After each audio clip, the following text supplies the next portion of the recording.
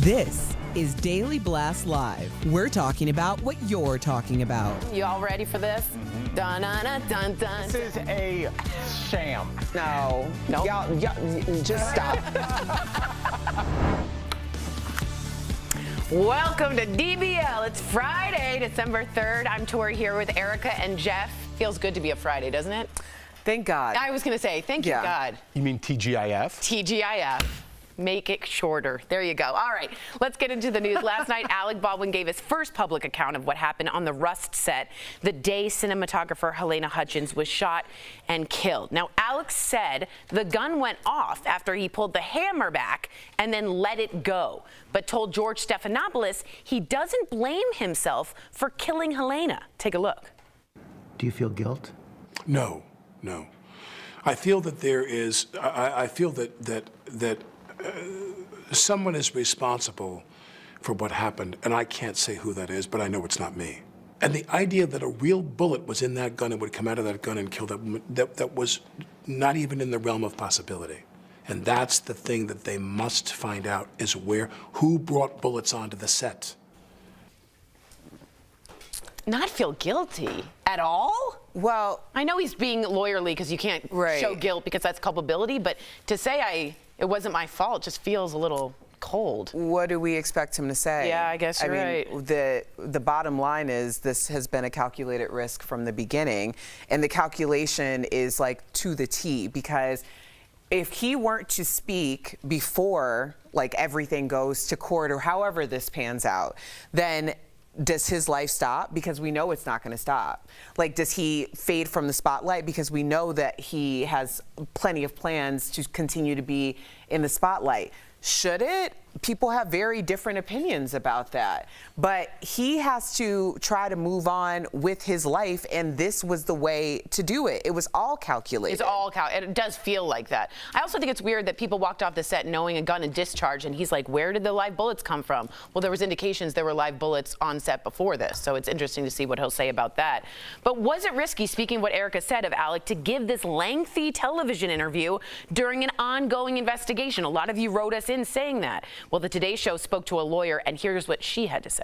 The risk a lawyer would tell Alec Baldwin about is you're memorializing your version of events. And if down the road, in a moment of reflection, as you hear other witnesses come forward, if you want to change any element of your story, you are now vulnerable to a jury or an insurance company or a judge saying, well, which version is true?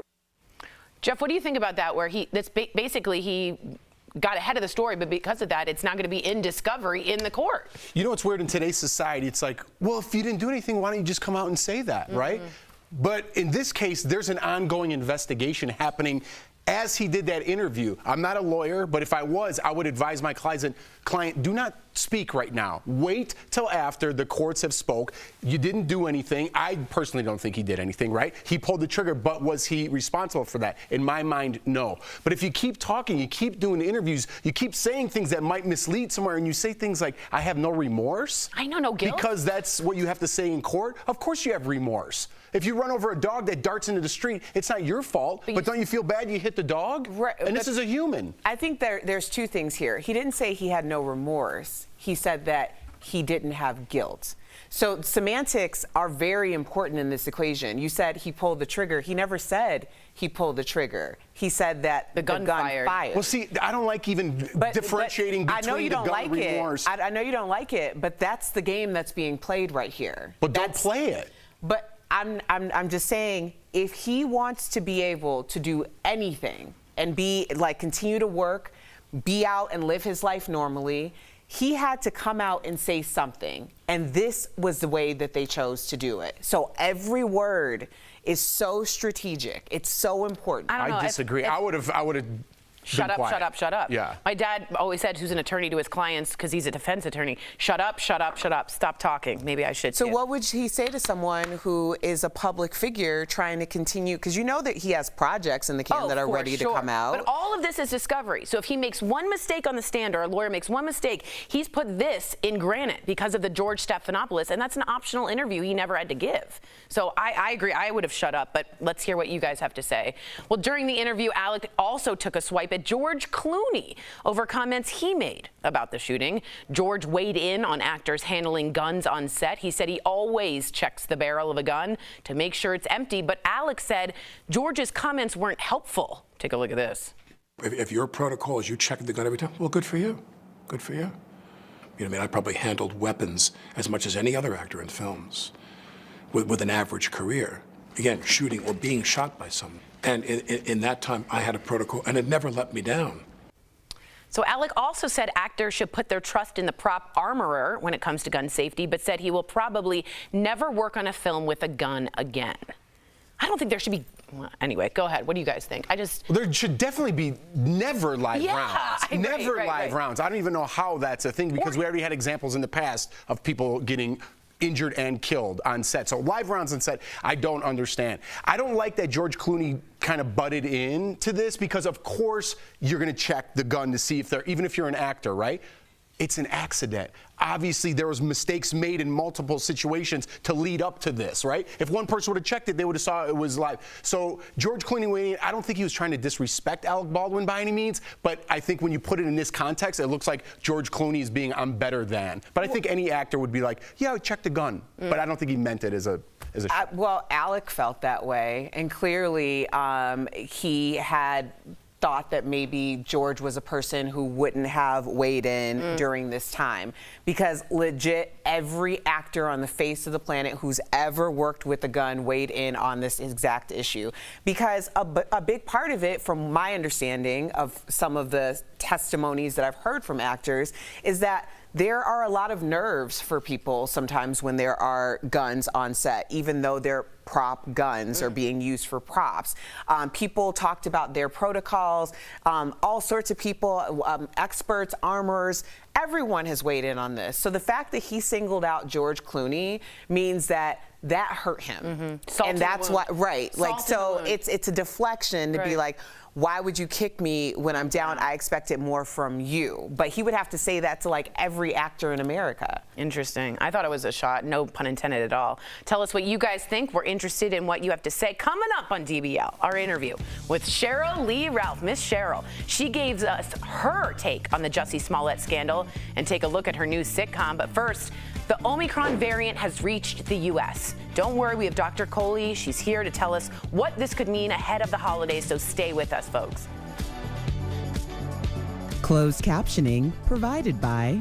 It's so easy.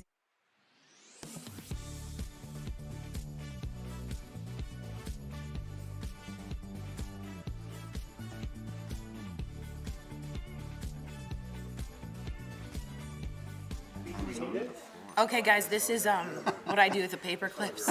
And I have to pick it up. David, our stage manager, just found out it was me that does it. I have nervous hands, so I just break them. Okay, I'm so sorry. I just wanted to read what someone wrote in. Baldwin was straightforward, clear, comprehensive, emotionally raw. He said why he did the interview and and detailed how he was trained to handle guns. All of that's great, but if I were an attorney, I don't want anything said before I'm in the court, because anything now can be brought into the court. And you said, well, you said something different to George Stephanopoulos. Now, I get what Erica's saying, too. The court of public opinion is, like, right there with the courts, and he wants to work again. But if it was up to me in terms of, like, legality, and maybe I'm just being too harsh, I would say nothing to no one, get out of the limelight, go hide somewhere in Vermont where you were, and wait until this is over. But Erica's right, a court of public opinion, you kind of sometimes have to get ahead of the story, which means coming out beforehand. I'm just wondering what you guys think will be. I also want to know what you think about the no guilt, no remorse. I know he had to say it, but it just felt like if I were the Hudgens family, I'd be really, really offended. So let me know what you guys think.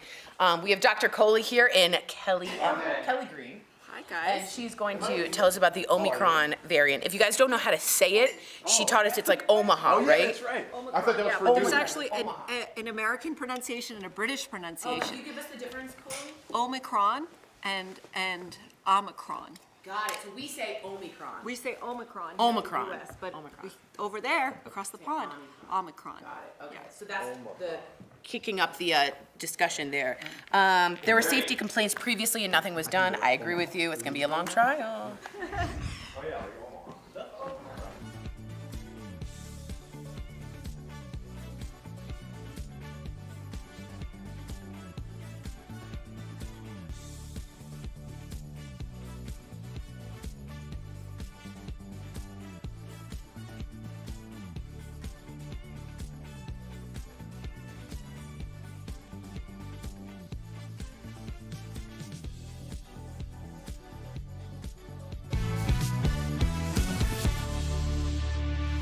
Welcome back to DBL. All right, we got Dr. Payal Kohli. She is here to talk more about the new COVID variant called Omicron. We're learning that it has been detected now in at least 5 states, including here in Colorado. Scary.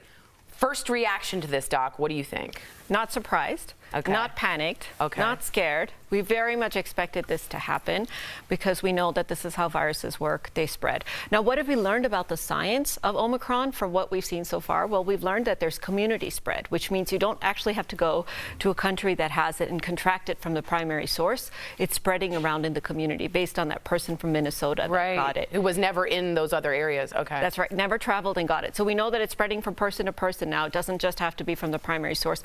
We also know that you can be fully vaccinated and boosted, just like all of us up here are, and still contract Omicron. So you might be saying, well, why should I then bother getting vaccinated or boosted? It's going to keep you out of the hospital. We still think that the vaccines are going to offer that efficacy and they're going to protect you. In fact, that's what we've seen. People aren't getting very sick, and so far it's been mild in the vaccinated people. Is it vaccine resistant, or we don't know? Sorry to jump in on that. We don't yet know, Tori, if it's vaccine resistant. So what I like to think about Omicron as having all these mutations, and what mutations are a disguise. So it's a wolf dressed up in sheep's clothing, and it's suddenly got a much better disguise. So our immune system maybe doesn't recognize it quite as well, but it still might be able to recognize it. So we think the vaccines will have some efficacy. But a lot of companies are working on that Omicron-specific vaccine. They said 100 days to get that. Well, Doc, I always praise you for your honesty on the show, right? So what would you say to viewers? Because information changes day to day. What would you say, because information wasn't the same a year ago as it is today, I don't want to believe in doctors anymore because now they seem to be contradicting themselves. What would you say to viewers like that? You know, I'm really glad you asked me because I want to be really clear. What I am saying today may very well change. And that's been the biggest lesson to me from the pandemic over the last year and a half, is to be very forthcoming with that.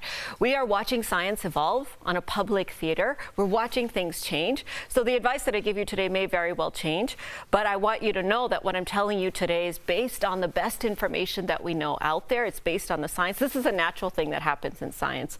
So I think that it's expected that things are going to change with this brand new virus. And the one thing that I've learned myself is to expect the unexpected. Well, starting Monday, all international travelers traveling into the U.S. will be required to get tested 24 hours before their flight. So what impact do you think that's going to have? Well, we shortened it from 3 days to 1 day, so I think that's good. It's less likely to miss something. But I'll be honest, why just international travelers? Right? Why not? If it's here, right? It's here, and that's exactly right. Somebody could be maybe brought it to us from Minnesota or New York or whatever, because it's here in Colorado. So I think it's going to have a minimal impact, if you want my honest opinion, but it helps. The one question that has come up, though, is the accuracy of the tests, because now we've got a variant that's changed. So our original tests still going to work to pick it up. That's interesting. I was going to ask you, what about the testing?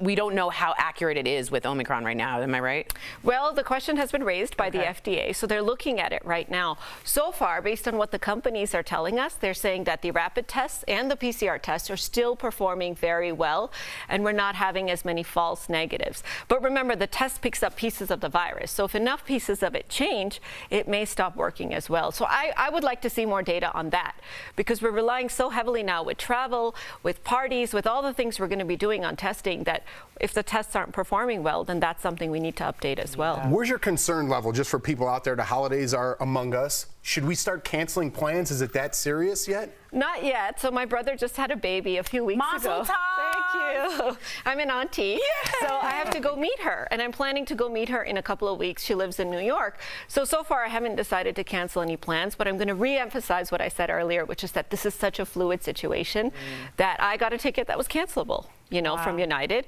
And so if something changes in a couple of weeks, we may have to pivot. But for now, we can still keep doing what we're doing as long as we're vaccinated and boosted. We don't like to advertise airlines here. We're against airlines. He hates airlines.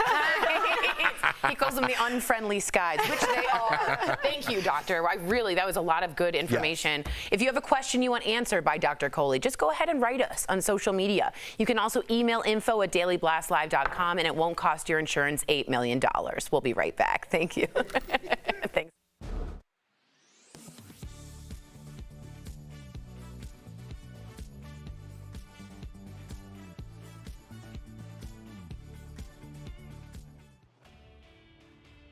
The weather's changing and it's flu season. Add in an international pandemic, and the result is a lot of questions. Let's verify. Should you get the COVID booster if you're currently sick? We asked Dr. Kausar Talat at Johns Hopkins University, Dr. Donald Elsendor at Meharry Medical College, and Dr. Greg Schrenk at the University of Maryland Medical Center. And they were on the same page with this one. Once you rule out COVID, it all depends on how bad you're feeling. If you are sick with COVID and in the isolation period, you should not be getting a booster. If you have a fever, if you feel pretty bad, if you have diarrhea or vomiting, I wouldn't go out and get a vaccine at that time. You want to have a good response to that vaccine.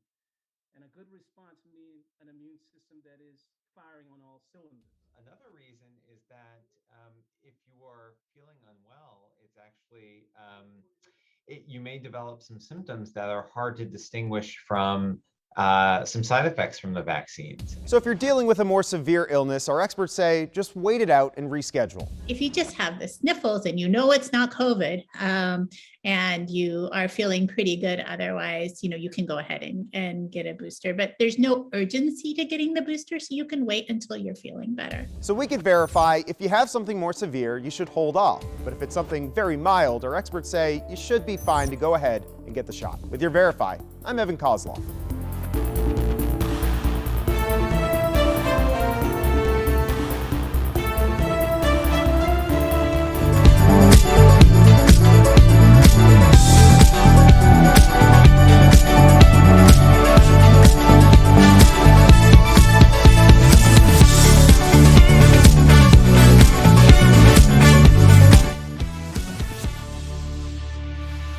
Welcome back to DBL. This diva star power not only lights up rooms, it also shines bright in Hollywood and on Broadway. She even shed some light on some topics we've been discussing all this week on the show.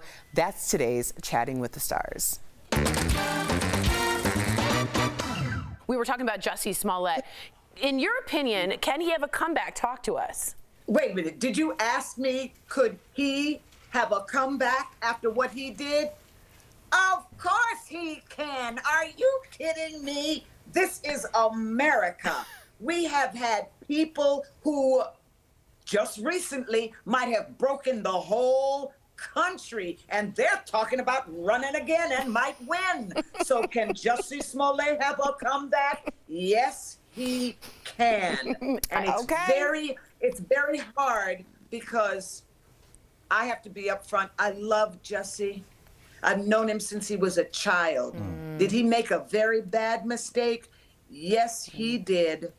But when it comes to entertainment and capitalism in America, can he have a comeback? Yes, he absolutely can. Well said. Yeah, Well, Miss Cheryl, this is showbiz, baby. I just have to say that my mantra is everyone's deserving of the comeback that they're willing to earn. So it's not a matter of if. A lot of times it's just a matter of when. I love this. Very smart. Thank you. Thank you. That part.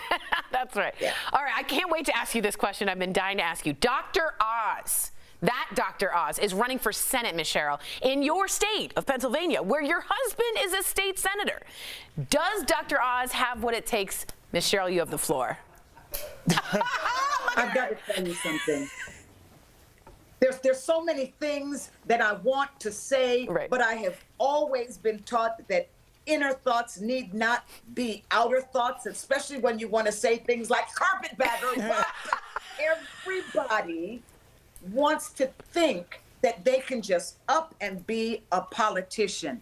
My husband, Senator Vincent Hughes of Pennsylvania, works 28 hours a day. He must always be available to the people. He must always be thinking about how to move not just his community, but his state, his city, as part of these United States. And a lot of people are just out there ego tripping, and I wish it would stop, because it was ego trips that have gotten us to the state where we are, where so many people in our country don't even know what right from wrong is anymore. And I think Dr. Oz is making a wrong move. Well said. Now we're going to get to some good things. Your show, Abbott Elementary. Yes! Which also my girl Janelle James is on that show right there. My friend Janelle, I've known her since she started her career. She's an incredible person and a good friend of mine. So it's so cool to see two people I love working together. That's lovely. And I really do believe that Janelle is a breakout in this show. She's just so uniquely talented, and it's wonderful working with her. And Abbott Elementary has been a blessing to me, and I believe that this show has the possibility of turning into America's new favorite comedy. It just has so many wonderful things to say, and the way we have the ability to tackle the seriousness with comedy is just wonderful. Wow. Well, and I understand that this is really like art imitating reality in some form, because you come from a family of educators. Who in your family is most like your character? This is a classroom, not a hoagie stand. We had it on the board.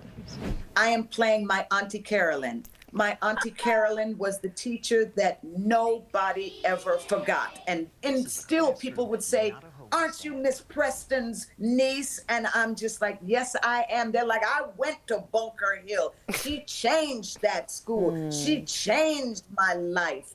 And there are moments in the show, because I play Mrs. Howard, was loosely based on Quinta's mother, who was a 40-year teacher in the Philadelphia School District. And she is also that teacher that the students didn't forget. DBL Nation, Abbott Elementary premieres Tuesday night on ABC. Also visits divassimplysinging.com to support the Diva Foundation. One of our favorite guests of all time, She's Miss family. Shirley Ralph. No longer She a is guest. family. You're We'll be right family. back. We love you, girl. Thank you. Thank you.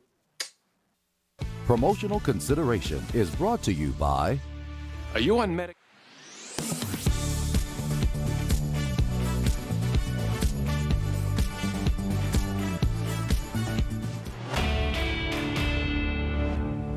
Visited a store lately? Notice how prices on everything have gone up: food, gas, clothing. And this also includes cars. So let's verify. Are used cars today more expensive than their newer models? Our sources for this one: Carl Brower with iSeeCars.com, Dr. Ernie Nichols with the University of Memphis, and data from the Consumer Price Index from the U.S. Bureau of Labor Statistics.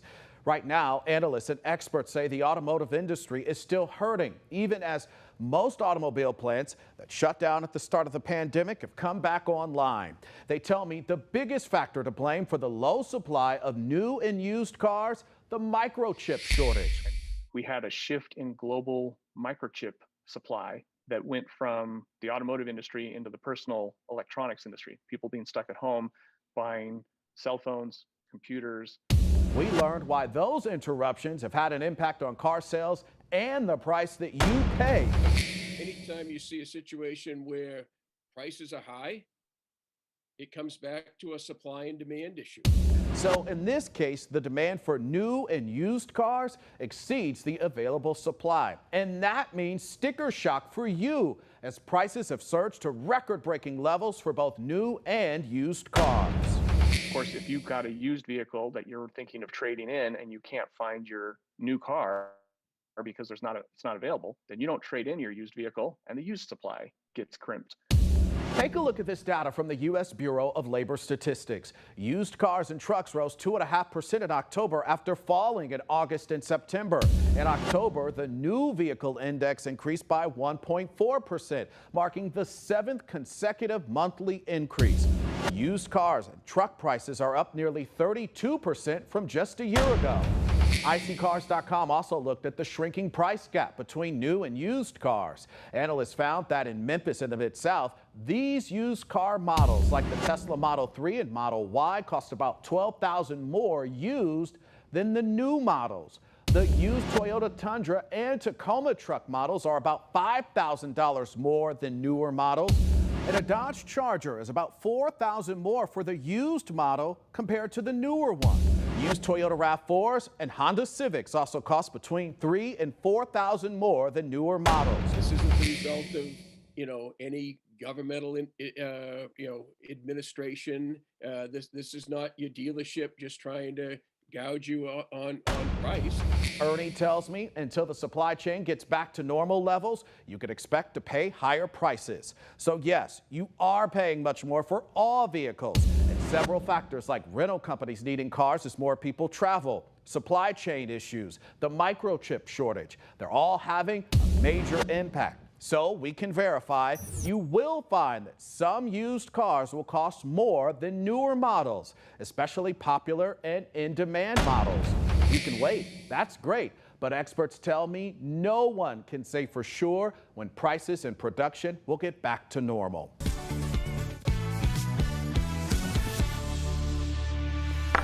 Who out there is planning on getting a real Christmas tree this weekend, huh? All right, we've got some tips to help you get it home safely. That's today's Auto Alert, sponsored by Car Care. Yeah. I love that. According to AAA, 44% of Americans who plan to buy a real tree admitted to using unsafe methods when bringing it home. So here's how you do safely first. Protect your vehicle. Place an old blanket between the tree and the vehicle to protect the paint. Next, always point the trunk towards the front. And when tying it down, secure the tree at its bottom, center, and top. Don't put ties through open windows. Finally, always give it the tug test to make sure it's secure. Car Care is dedicated to providing you with an amazing auto protection plan experience that works with your budget. If you're looking for better car care, give them a call at 1-800-211-3448. Good to know. I feel like the tug test is kind of like kicking the tires. You don't really know what it does. And you're like, that seems good. That works for me. We do, okay, we'll never do that again. Before we go, we do want to give a huge DBL birthday shout out to our very own Lindsey Grinder.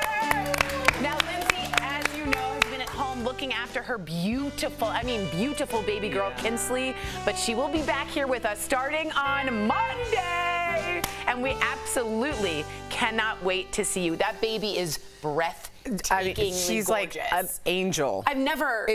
It's ridiculous. Never. It's ridiculous. And Lindsey, you look great too, but the baby's amazing. I have two children as well. Yeah. DBL's new Everyday. We'll see you Monday. Same time, same place. Have a safe holiday, safe weekend.